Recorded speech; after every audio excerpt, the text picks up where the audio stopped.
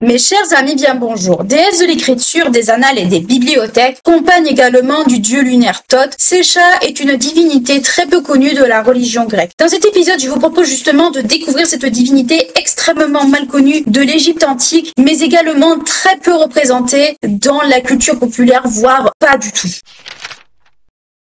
Secha ou Sechata est considérée comme une divinité liée à l'écriture. La racine même de son nom, Secha, vient de sèche, qui est noté par un hiéroglyphe représentant tout, on va dire, l'attirail du scribe. Le nom même de Secha signifie celle qui écrit. Donc encore une fois, quelque chose qui a un rapport avec l'écriture, un peu comme on avait vu au préalable avec Thoth. Cette divinité n'a pas de mythe qui lui est propre, comme beaucoup d'autres divinités que nous avons déjà traitées. On ne connaît pas non plus son origine, notamment ses parents. On ne sait pas si elle est, par exemple, fille de Russe ou autre. On ne sait rien de tout ça. La seule chose que l'on sait, c'est qu'elle est l'épouse de Thoth, avec qui elle a eu un enfant, Ornou, qui signifie l'Horus d'or. C'est tout ce qu'on lui connaît au niveau famille. Après tout le reste, on ne sait pas. Secha est également une divinité agissant dans multiples domaines en lien avec l'écriture et le monde du livre de façon générale. Associée à Thoth, elle est la divinité des annales, où ils écrivent tous les deux, année par année, les règnes des souverains en cours. Alors pour le cas de Secha, c'est sur les fruits de l'arbre Ished. Donc l'arbre Ished, c'est un peu ce que moi j'ai pu voir comme étant une espèce de palmier, du moins des grandes feuilles de palmier d'une certaine façon. Un arbre qui était sacré à Héliopolis. Donc en fait, dans ce cadre-là, les deux divinités inscrivaient année par année le nom du pharaon en cours et tout ce qui était relatif justement à ce pharaon-là. Donc c'était quelque part une espèce de fonction sacrée. Secha est considérée également comme la scribe des pharaons d'une certaine manière. Allez, à contrario, où Thoth est plus proche des dieux. Secha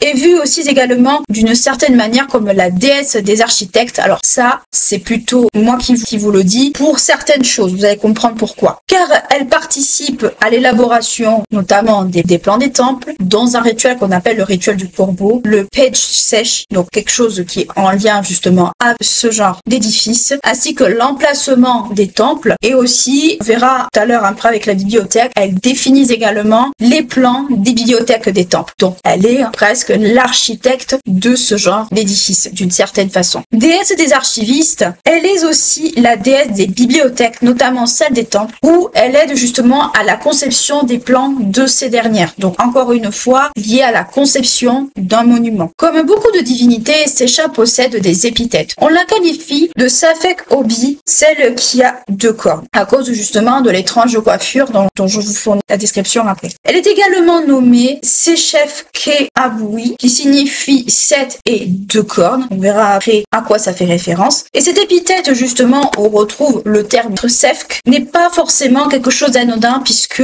cette épithète, d'une part, fait référence au chiffre 7, mais d'autre part, cette épithète lui est également donnée à partir du Nouvel Empire. Donc c'est quelque chose qui n'est pas daté, justement, de quelque chose d'ancien. C'est plutôt quelque chose de récent par rapport à l'histoire égyptienne. Le terme Sefk, comme je vous disais, renvoie au nombre 7 en égyptien. En effet, Secha fait partie de ce qu'on considère comme étant la 7e puissance, qu'on qualifie de puissance fatale, mais c'est la synthèse des 6 premières. Donc, on va dire que Secha est une espèce un peu de condensé dans ce cadre-là au niveau de puissance divine que les Égyptiens lui accordent et que c'est une déesse qui est liée à ce moment-là, dans ce cadre-là, au pouvoir de réalisation. Donc, au pouvoir, comme je vous expliquais, d'architecture par rapport au plan, on pourrait la relier à ça d'une certaine manière. Dans les représentations de la déesse, cette dernière est représentée donc sous la forme d'une femme portant une robe en peau de léopard. Normalement, les peaux de léopard renvoyaient, si on prenait le cas de Sekhmet,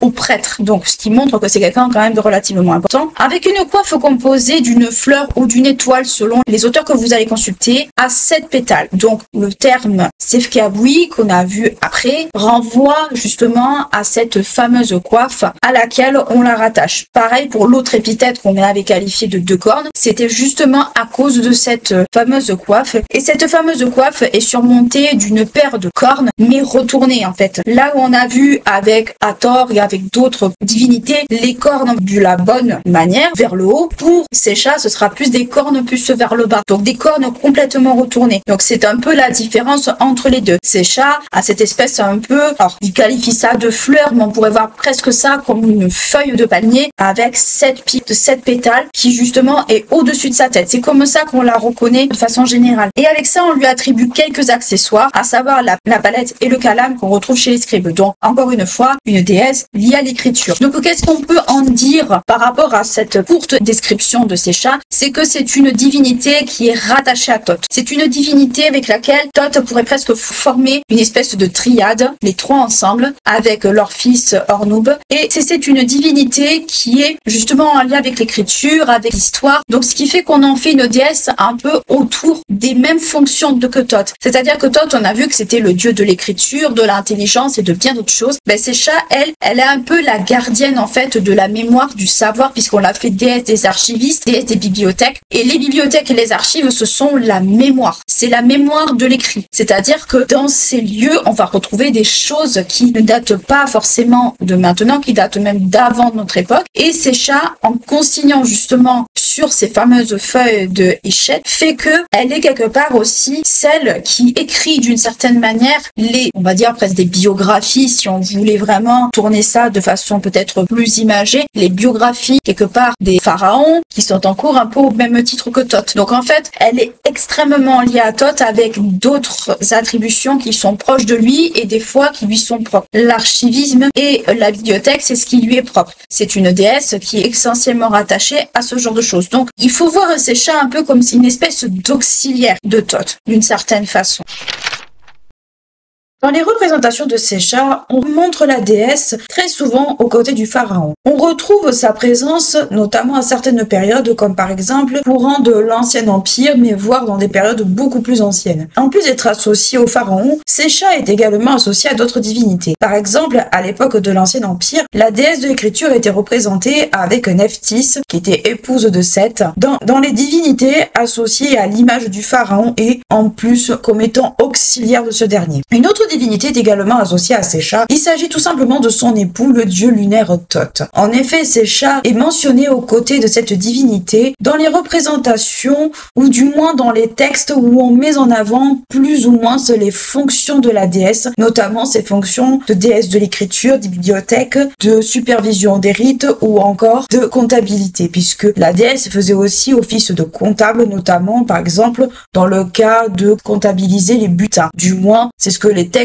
ou du moins les représentations peuvent en donner. Mais ce sont des représentations, encore une fois, imaginaires, pas des représentations palpables. Dans le cadre justement de cette représentation de déesse comptable entre guillemets, cette dernière est représentée en train de cocher quelque chose, soit sur une palme, soit sur un bateau, un peu comme une espèce d'encoche, comme quand on fait un inventaire. On fait également allusion à ces cornes inversées pour la représenter, du moins dans certains textes ou certains bas-reliefs qu'on va retrouver au niveau de statues ou dans des textes textuels. Mais Secha est également aussi mentionnée en tant que, alors, faut mettre le mot biographe, entre guillemets, des pharaons. En effet, elle est inscrit le nom du futur pharaon à la naissance, mais également les titulatures que ce dernier est censé avoir, ou du moins est censé représenter durant son règne. Au même titre que Thoth, elle est également associée à la longévité et au destin. Rappelez-vous, nous avons vu avec le dieu Thoth cette notion de destin, cette espèce de notion, en fait, de destin écrit. Le fait que la vie des hommes quand ils naissent, ou du moins la vie du pharaon quand il naît, est écrite par avance, elle n'est pas spontanée. Et justement, dans la doctrine héliopolitaine, on retrouve également un peu cette notion de longévité, d'éternité également. Mais encore une fois, par rapport à Secha ou par rapport à Thoth, la notion d'éternité ou de longévité est quelque chose de relativement plus ou moins délicat. Donc, qu'est-ce qu'il faut comprendre globalement dans ces représentations de Secha? C'est qu'en fait, Secha est rarement, on va dire, représentée seule. Soit on la représente avec un pharaon à diverses périodes et dans divers temples. On peut par exemple citer le temple d'Edfu, mais il y en a bien d'autres. Pour citer Abydos, on peut en citer d'autres. Soit elle est représentée aux côtés de d'autres divinités. J'ai cité Nephthys au préalable. Nephthys, c'est la déesse des moments. C'est une divinité qui est associée à Osiris, à Isis. Donc c'est une déesse qu'on qualifie également de déesse auxiliaire du pharaon, au même titre que Secha, puisque Secha est censé être le scribe des pharaons d'une certaine manière, au même titre que Thoth est censé être le scribe des dieux également. Donc Secha est représenté avec Nephthys au moment de l'Ancien Empire, mais la plupart du temps, il est vrai, elle est associée à Thoth. Je vous avais expliqué de cette notion de triade où elle est représentée avec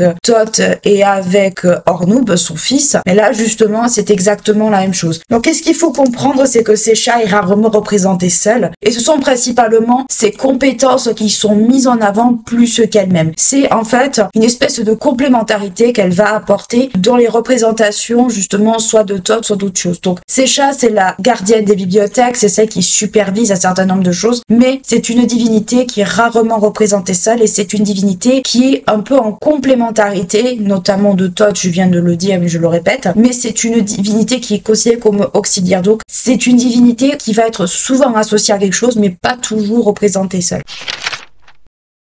En conclusion, ce que nous pouvons dire de Secha, c'est que c'est une divinité qui est principalement reliée au pharaon, mais également à l'écriture de façon générale. Il est vrai qu'on a très peu de documentation relative à Secha, ou du moins pas de choses qui peuvent nous indiquer un culte quelconque ou quelque chose de ce genre.